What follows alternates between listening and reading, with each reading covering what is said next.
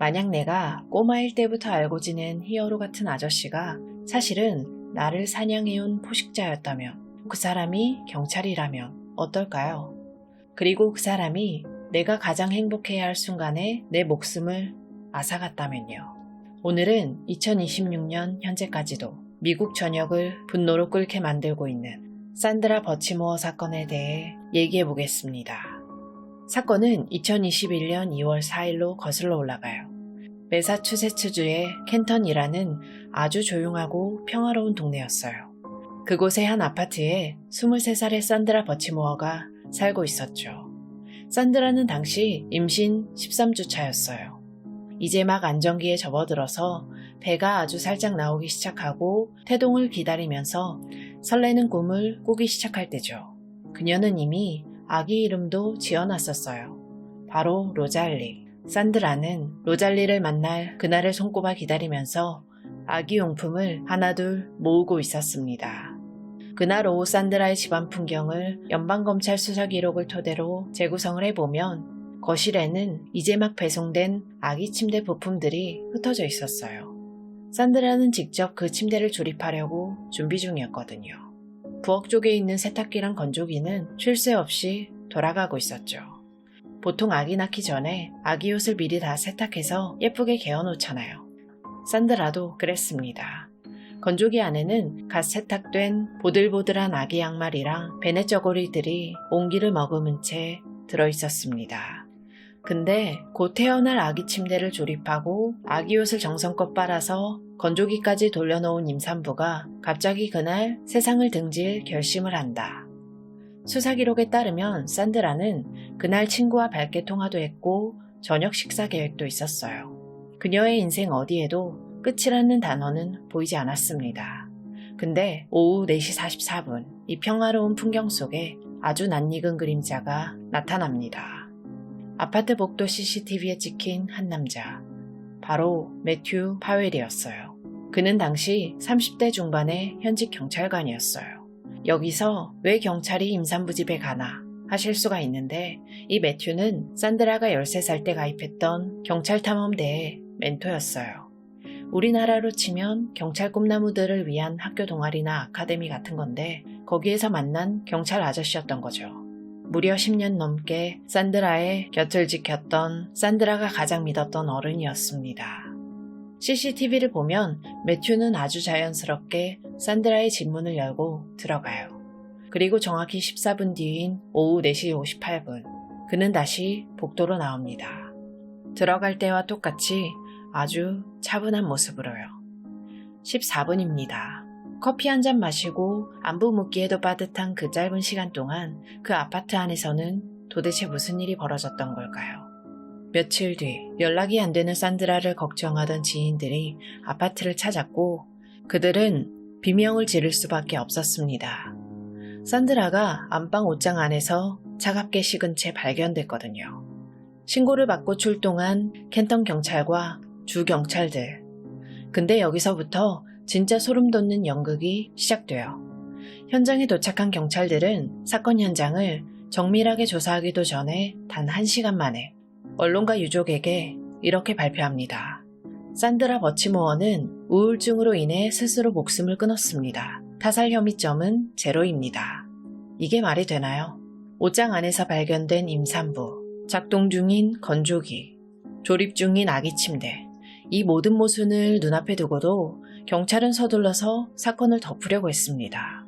심지어 현장에선 유서로 보이는 메모도 발견이 됐는데 나중에 밝혀지지만 그 말투는 산드라의 평소 말투와 전혀 달랐어요. 왜 경찰은 이토록 서둘러서 자살이라는 결론을 내야만 했을까요? 혹시 그들이 지켜야 했던 건 진실이 아니라 자기 식구인 매튜 파웰의 명예였을까요? 자, 이제 시계를 2010년으로 돌려볼게요. 당시 산드라는 겨우 13살, 중학교 1학년 정도 된 아주 어린 소녀였어요. 주변 친구들은 산드라를 남 돕는 거 좋아하고 정의로운 경찰이 되고 싶어 했던 밝은 아이로 기억해요. 그래서 산드라는 자기 꿈을 이루려고 스토튼의 경찰탐험대에 가입합니다. 이게 좀 생소하실 수도 있는데 미국 보이스카우트랑 연계된 아주 공신력이 있는 프로그램이에요. 경찰을 꿈꾸는 애들이 제복을 입고 훈련도 받고 현직 경찰들한테 멘토링도 받는 거죠. 부모님들 입장에선 우리 애가 경찰서에서 안전하게 배운다니 얼마나 좋아하셨겠어요. 근데 거기에서 산드라는 운명의 악마 매튜 파웰을 만납니다.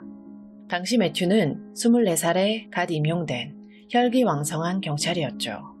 13살 아이와 24살의 성인 경찰. 이 11살의 나이 차이는 나중에 매튜가 산드라를 심리적으로 지배하는 가장 큰 무기가 됩니다. 13살짜리 꼬마 눈에 권총을 차고 제복을 입은 24살의 경찰 아저씨가 얼마나 대단해 보였겠어요.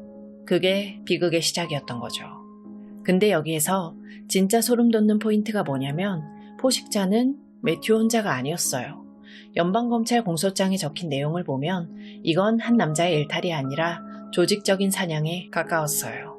매튜 파웰에게는 쌍둥이 형인 윌리엄 파웰이 있었고 또 동료 경찰인 로버트 서머빌이 있었어요. 이 세 명의 현직 경찰이 13살의 산드라 한 명을 타깃으로 삼은 거예요. 매튜는 산드라를 자기가 관리하는 탐험대원으로 두면서 서서히 접근했고 나중에는 자기 형인 윌리엄과 동료 서머빌에게까지 산드라를 소개했죠. 그리고 부적절한 관계를 맺도록 방치하거나 공유했습니다. 경찰이라는 사람들이 자기들이 보호해야 할 어린 탐험대원을 두고 자기들끼리 공유를 했다는 거예요. 이건 연애가 아니라 명백한 조직범죄였습니다. 매튜가 산드라를 어떻게 길들였는지 그 수법이 정말 치밀해요. 그는 경찰이라는 권위를 200% 활용했습니다. 다른 아이들은 절대 못 들어가는 경찰서 제한구역에 산드라만 데려가고 너는 소질이 있으니 특별 교육을 해주는 거야 라면서 우월감을 심어줬어요. 특히 매튜는 순찰차를 범죄의 장소로 썼습니다. 밤늦게 산드라를 순찰차의 조수석에 태우고 한적한 곳으로 가서 부적절한 신체 접촉을 시작했어요. 아이가 무서워하면 이건 우리 둘만의 비밀이야. 경찰인 내가 너를 사랑해서 가르쳐주는 거야. 라며 가스라이팅을 했죠.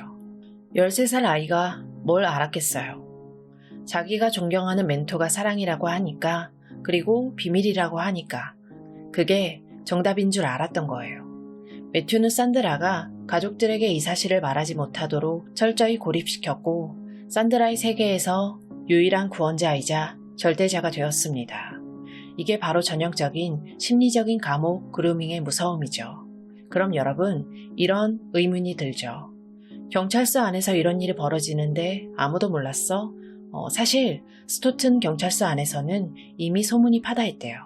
매튜랑 어린 탐험대원 애랑 분위기가 이상하다는 말이 돌았죠. 하지만 누구 하나 나서서 제지하지 않았습니다. 왜냐? 바로 미국 경찰 특유의 블루월, 즉 제19 감싸기 문화 때문이었어요. 동료의 허물을 덮어주는 게 의리라고 생각하는 삐뚤어진 조직 문화가 13살의 산드라의 비명을 외면한 거죠.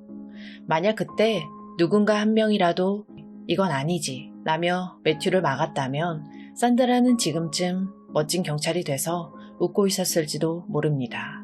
하지만 그들은 침묵했고 그 침묵은 10년 동안 산드라의 영혼을 갉아먹는 방조제가 되었습니다. 그렇게 13살에 시작된 악몽은 산드라가 23살이 될 때까지 무려 10년 동안 지속되죠. 산드라는 성인이 된 후에도 매튜의 통제에서 벗어나지 못했어요.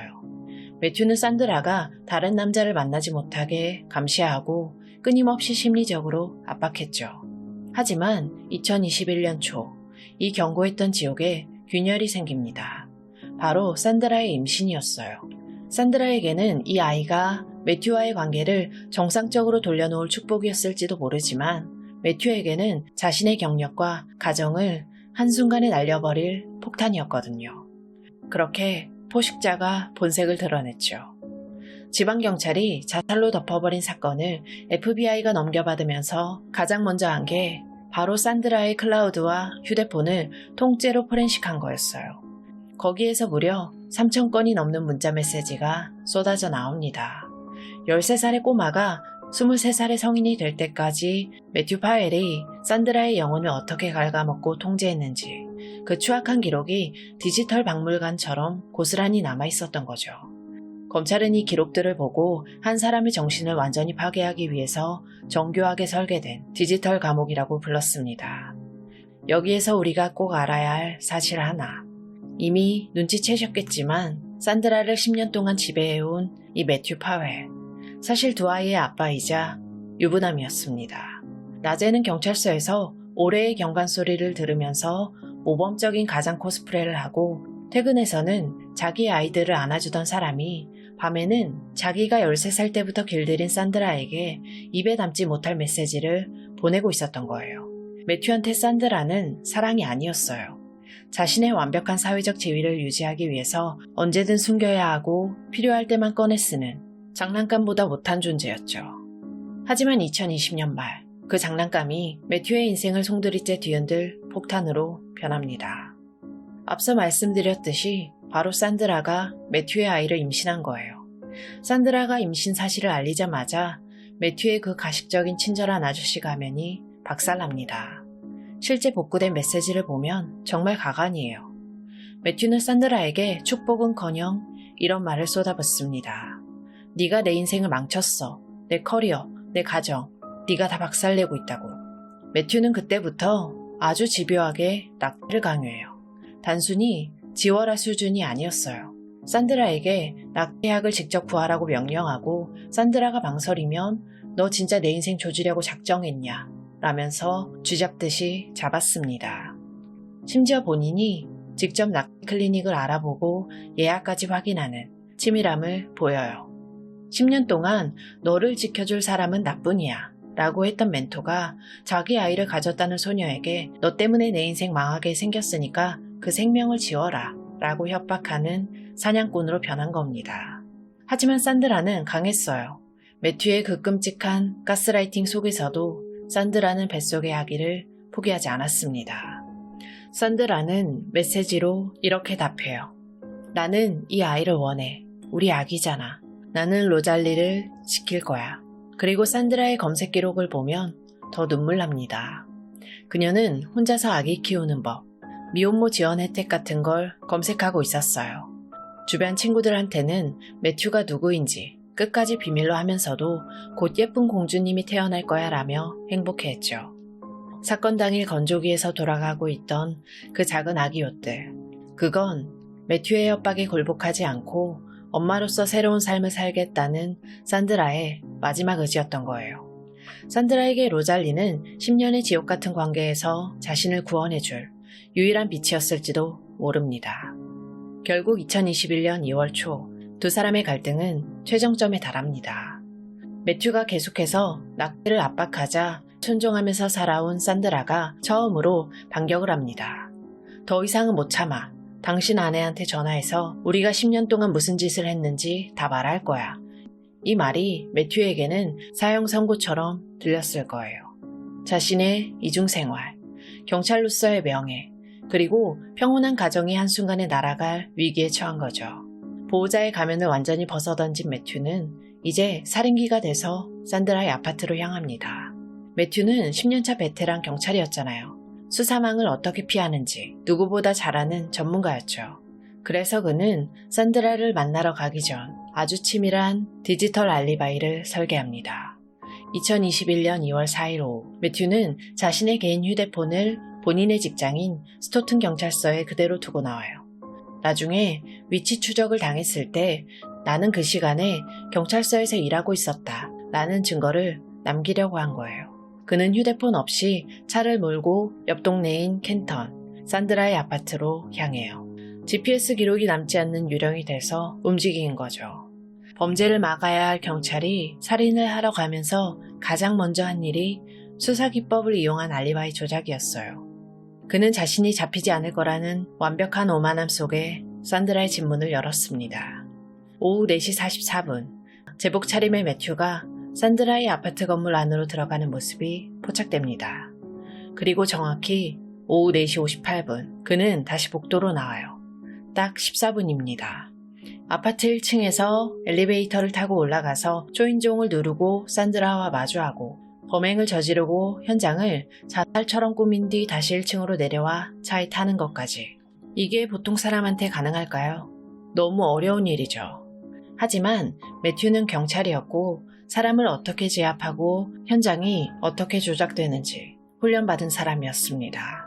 그는 산드라를 살해한 뒤 그녀를 안방 옷장에 매달아 놨습니다.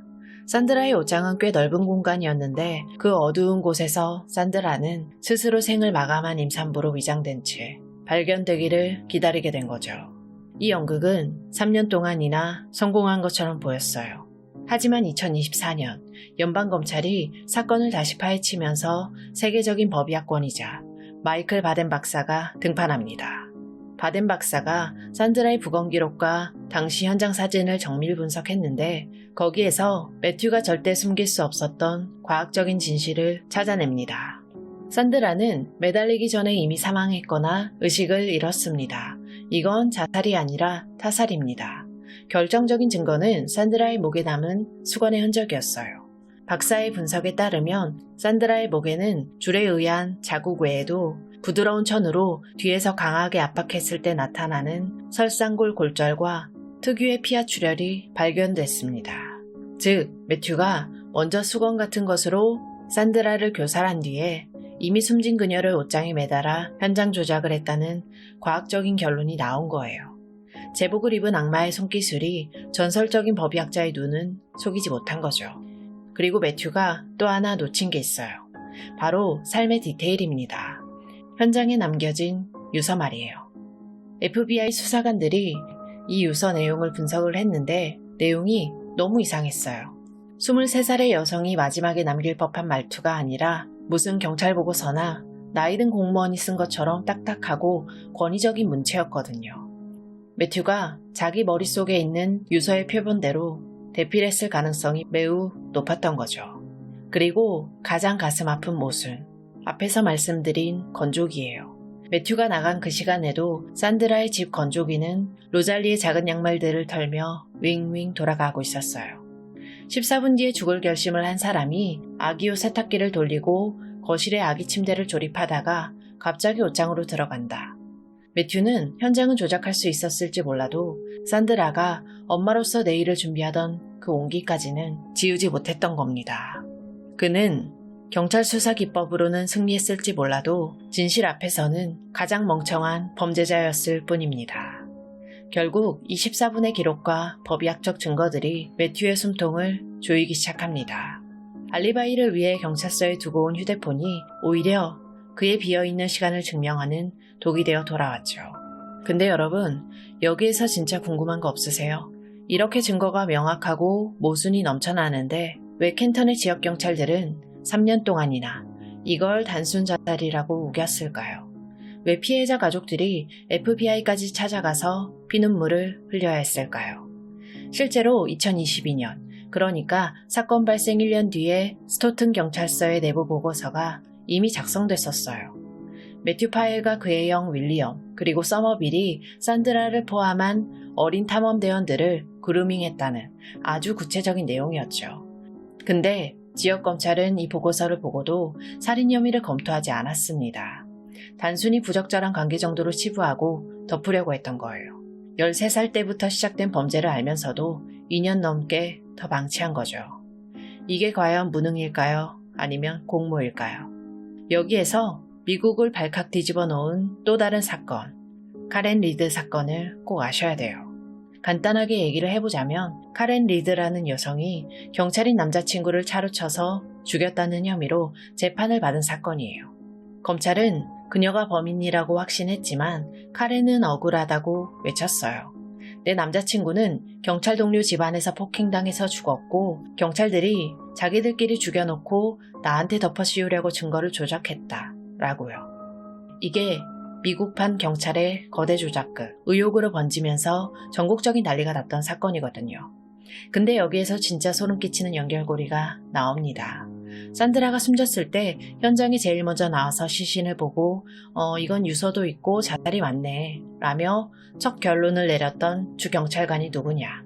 바로 그 카렌 리드 사건에서 증거 조작과 편파 수사 의혹으로 정직당하고 미국인들의 공분을 샀던 부패경찰 마이클 프록터 경사였어요. 한 사건에서 증거를 조작했다는 의혹을 받는 경찰이 산드라의 죽음 현장에서도 똑같이 자살이라고 도장을 찍었던 거예요. 카렌 리드 사건에서 장난을 쳤다면 산드라 사건이라고 안 그러겠어? 라는 의심이 꼬리에 꼬리를 물기 시작했고 결국 FBI가 이 동네를 통째로 털기 시작한 결정적인 계기가 됩니다. 켄턴은 이제 단순한 동네가 아니라 경찰 부패의 성지가 돼버린 거죠. 지역 권력이 이렇게 똘똘 뭉쳐서 사건을 덮고 있을 때 산드라의 부모님은 포기하지 않았습니다. 내 딸은 절대 자살할 아이가 아니다 라며 켄턴 경찰서 앞에서 1인 시위를 하고 사비로 전설적인 법의학자 바덴 박사를 고용했죠. 결국 이들의 처절한 노력이 연방검찰과 FBI를 움직였습니다.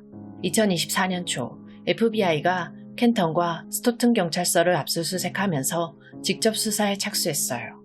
연방수사관들은 지역 경찰이 놓쳤던 3,000건의 메시지와 14분의 타임라인을 단숨에 재구성해냈습니다. 지역 권력이 쌓아 올린 3년의 침묵이 연방이라는 거대한 파도 앞에 무너지기 시작한 순간이었죠. 수사가 연방 차원으로 확대되자 FBI는 매튜에게 아주 무거운 혐의를 적용해요. 바로 증인 살해예요. 이게 포인트예요. 산드라가 사건 직전 매튜에게 당신 아내와 경찰서에 다 말할 거야 라고 했잖아요. 그 순간 산드라는 매튜의 10년 그루밍 범죄를 폭로할 가장 위험한 증인이 된 거예요. 매튜는 자신의 범죄를 은폐하기 위해서 증인을 제거하는 살인을 저지른 거죠. 이건 일반 살인보다 훨씬 엄하게 처벌받는 연방 중죄입니다.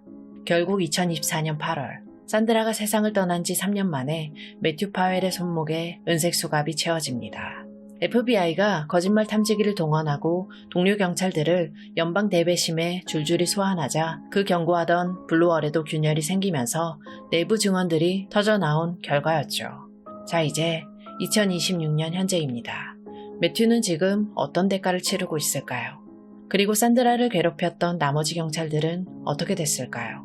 2026년 1월 매사추세츠주 연방법원 앞은 매일 아침 취재진과 산드라를 위한 정의를 외치는 시민들로 가득했습니다. 2024년 8월에 체포된 매튜는 본격적인 연방 배심원 재판을 받고 있어요.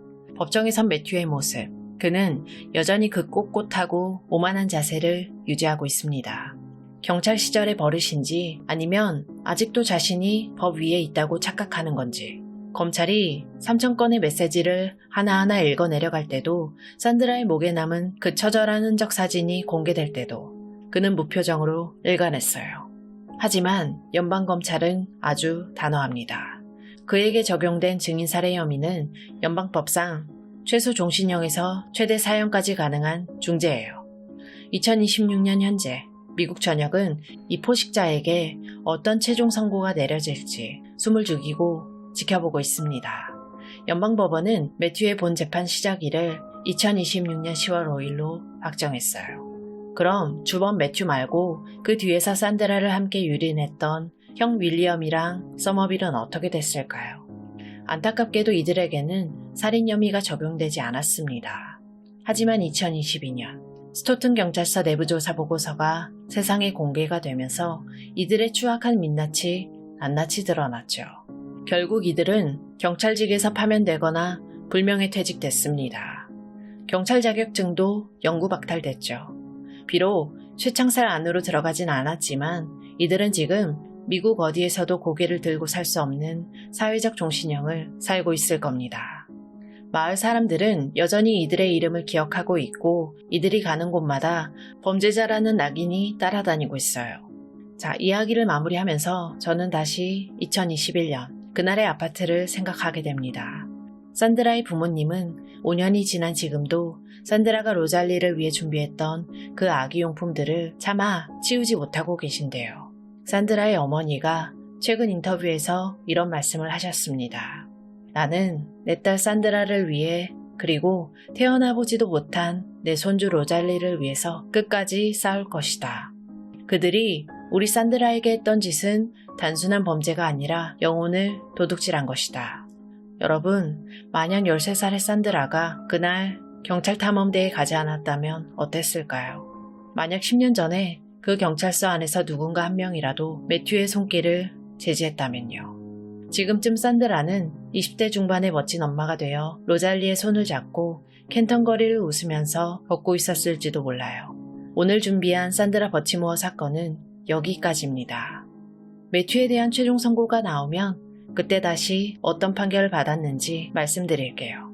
정의는 때로 너무 늦게 찾아오고 그 과정에서 많은 이들이 피눈물을 흘립니다. 하지만 결국 진실은 침묵하지 않는다는 걸 우린 봤습니다. 안타깝게 희생당한 피해자분들의 명복을 빌겠습니다. 지금까지 고요한 밤이었습니다.